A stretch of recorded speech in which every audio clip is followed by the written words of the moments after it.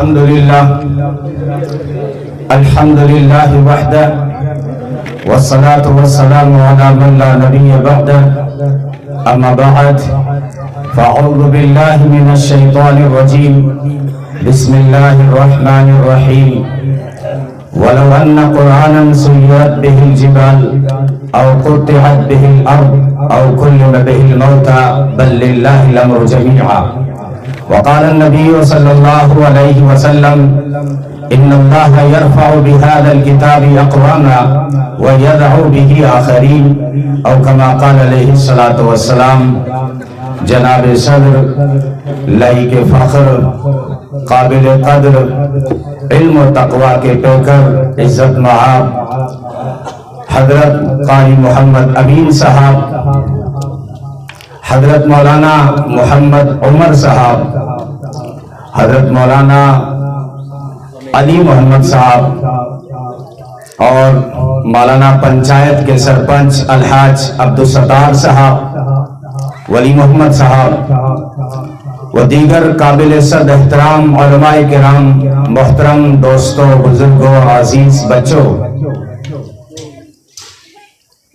اللہ تبارک و تعالیٰ کے بے شمار انعامات اور احسانات ہیں کہ جس نے ہمیں قرآن کی نسبت سے، حفظ قرآن کی نسبت سے جمع ہونے کی توفیق عطا فرمائی. اللہ تعالیٰ ہم سب کا مل بیٹھنا قبول فرمائے، آپ سب کی تشریف آوری اور میری حاضری کو اپنی بارگاہ سمدیت میں قبول و منظور فرمائے.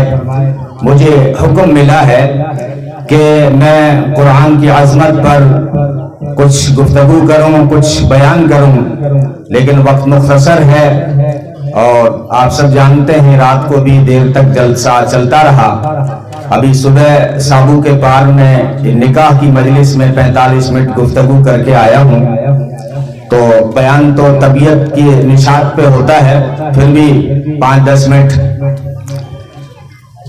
قرآن کے متعلق میں کیا بیان کروں. قرآن تو خود بیان ہے، قرآن بیان ہے، قرآن طبیان ہے، قرآن فرقان ہے، قرآن برہان ہے، قرآن فیضان ہے، قرآن ایقان ہے، قرآن احسان ہے، قرآن ایمان ہے. نازل کرنے والا رب رحمان ہے، جس نبی پہ اترا وہ نبی آخر الزمان ہے، جس مہینے میں آیا وہ مہینہ رمضان ہے، جبریل تو واسطہ درمیان ہے. قرآن خود خدا کا اعلان ہے، قرآن خدا کی زبان ہے، قرآن صحابہ کا ترجمان ہے. دوستو، قرآن ایسی عظیم کتاب ہے، ایسی عظیم کتاب ہے کہ جو اس سے نسبت پاتا ہے وہ بھی عظیم بن جاتا ہے. اگر کوئی قرآن کو پڑھے، بچہ جب قرآن پڑھنے کے لیے صرف مدرسے کی طرف، مکتب کی طرف ایک قدم اٹھاتا ہے تو اس ایک قدم اٹھانے پہ اللہ جنت میں پورا شہر سجا دیتے ہیں. اگر بچہ قرآن کا ایک حرف سیکھتا ہے، صرف ایک حرف الف سیکھتا ہے، ایک حرف کے بدلے میں 1 سال کی عبادت کا ثواب لکھا جاتا ہے. بچہ جب قرآن پڑھنے کے لیے صرف بسم اللہ سیکھتا ہے تو اس بچے کے اگر مرے ہوئے والدین میں سے کوئی ہے تو ان کی قبروں سے اللہ عذاب کو ہٹا دیتا ہے. یہ قرآن ہے دوستو. قرآن کے ایک حرف پڑھنے پہ 10 نیکیاں ملتی ہیں. 10 نیکیاں صرف ایک حرف. اور نبی نے فرمایا میں یہ نہیں کہتا کہ الف لام میم ایک حرف ہے، بلکہ الف ایک حرف ہے، لام ایک حرف ہے، میم ایک حرف ہے. یعنی صرف الف لام میم کوئی پڑھے. لوگ کہتے ہیں نا بغیر سمجھے پڑھنے کا کیا فائدہ ہے، رٹا لگانے کا کیا فائدہ ہے. نبی نے اسی لفظ کا انتخاب کیا جس کا معنی کوئی نہیں جانتا. الف لام میم کا معنی کوئی نہیں جانتا. اگر کوئی الف لام میم کو پڑھتا ہے وہ 30 نیکیاں پا جاتا ہے.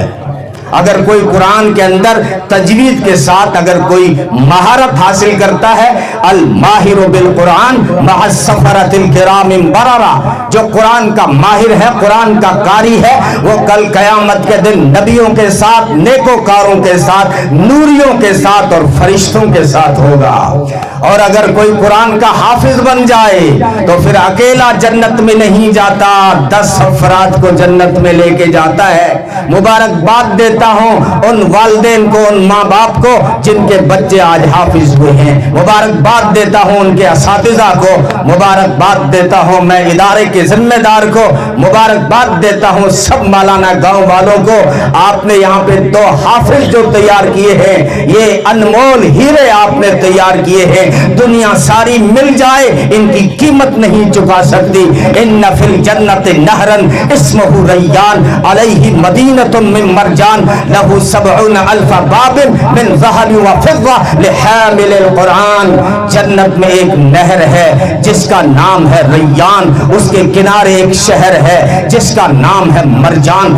مرجان شہر میں سونے اور چاندی کے 70,000 گھر ہیں، ہر گھر میں 70,000 کمرے ہیں، ہر کمرے کے اوپر 70,000 دروازے لگے ہوئے ہیں، ہر دروازے سے 70,000 فرشتے انٹر ہوں گے، ہر فرشتے کے ہاتھ میں گفٹ ہوگا، ہدیہ ہوگا۔ کس کو ملے گا؟ قرآن پڑھانے والوں کو ملے گا۔ اشراف امتی حملت القرآن، میری امت میں وی آئی پی وہ ہے جو قرآن کو پڑھتا پڑھاتا ہے۔ معاف کرنا سیاستدانوں، آپ کی بھی عزت کرتا ہوں، لیکن نبی کا فرمان ہے کہ میری امت کا وی آئی پی وہ ہے جو قرآن کو پڑھتا اور پڑھاتا ہے۔ اشراف امتی کہا، میری امت کا وی آئی پی لوگ وہ ہیں جو قرآن کو پڑھتے اور پڑھاتے۔ معمولی نہ سمجھیں ان بچوں کو، ان علماء کرام کو، یہ خود خدا کی ذمہ داری پوری کر رہے ہیں، محمد عربی صلی اللہ علیہ وسلم کی آرزو پوری کر رہے ہیں۔ وہ کیسے کہ اللہ نے فرمایا انا نحن نزلنا ذکر و انا لہ لحافظون، اس قرآن کو اتارنے والے بھی ہم ہیں، اس کی حفاظت کرنے والے بھی ہم ہیں۔ اللہ نے حفاظت کی ذمہ داری لی، لیکن دنیا دار الاسباب ہے، اس ذمہ داری کا کام اللہ نے علماء سے لیا، ان طلباء سے لیا۔ اور محمد عربی صلی اللہ علیہ وسلم کی آرزو کیسے بنی؟ محمد عربی صلی اللہ علیہ وسلم پہ جب وحی اترتی تو دھیرے سے زبان کو حرکت دیتے، ہونٹوں کو حرکت دیتے تاکہ وہ آیت یاد کر لوں، میں صحابہ تک پہنچاؤں، صحابہ اس کی تلاوت کریں، صحابہ آگے پہنچائیں، پھر لوگ قرآن کی تلاوت کریں۔ یہ نبی کی آرزو تھی، تو اللہ تعالیٰ نے فرمایا میرے محبوب زبان ہلانے کی ضرورت نہیں، ہونٹوں کو حرکت دینے کی ضرورت نہیں، لا تحرک بہ لسانک لتعجل بہ ان علینا جمعہ و قرآنہ۔ میرے محبوب آپ زبان کو حرکت نہ دیں، آپ ہونٹوں کو حرکت نہ دیں، اس قرآن کو جمع کرنا بھی ہماری ذمہ داری ہے، اس قرآن کو پڑھوانا بھی ہماری ذمہ داری ہے، ان علینا بیانہ، اس کو بیان کرنا بھی اور اس کی تفسیریں کروانا بھی ہماری ذمہ داری ہے۔ پھر یہ ذمہ داری اللہ نے انہی علماء سے لی اور یہ ذمہ داری ان طلباء سے لی، تو یہ خود خدا کی ذمہ داری پوری کر رہے ہیں اور محمد عربی کی آرزو پوری کر رہے ہیں۔ لیکن اسلام جیسا کہ مولانا علی محمد نے فرمایا کہ جو ہے عشری علوم کا مخالف نہیں ہے۔ بس آخری بات میں ختم کر رہا ہوں، مولانا علی محمد صاحب کو اتنا ضرور کہوں گا، حالانکہ میرے جی میں تھا کہ رات کے اس مجمع میں مبارکباد دیتا میں ماسٹر قاسم کو جنہوں نے ہماری نسل کے لیے اسکول کا انتظام کیا، میں مبارکباد دیتا اور داد تحسین پیش کرتا ہے کاش کہ مولانا علی محمد کو جنہوں نے ہماری نسل کے لیے انتظام کیا ہے۔ لیکن عشری علوم جو ہیں یہ ہمارے غلام ہیں، قرآن حدیث کا علم ہمارا امام ہے، امام آگے ہوتا ہے غلام پیچھے ہوتا ہے۔ اس لیے آپ نے ایک ادا دیکھی ہوگی کہ جب بچہ اسکول جاتا ہے تو بیگ پیچھے لٹکا رہتا ہے، لیکن بچہ جب مدرسے جاتا ہے تو نورانی قاعدہ سینے سے لگا ہوتا ہے۔ اس میں خفیف اشارہ ہے، یہ انسان جب تو دنیا چھوڑ کے جائے گا تو یہ عشری علوم پیچھے رہ جائیں گے اور قرآن کا علم آگے بڑھ کے تجھے قبر میں کام دے گا، حشر میں کام دے گا۔ وآخر دعوانا الحمدللہ رب العالمین۔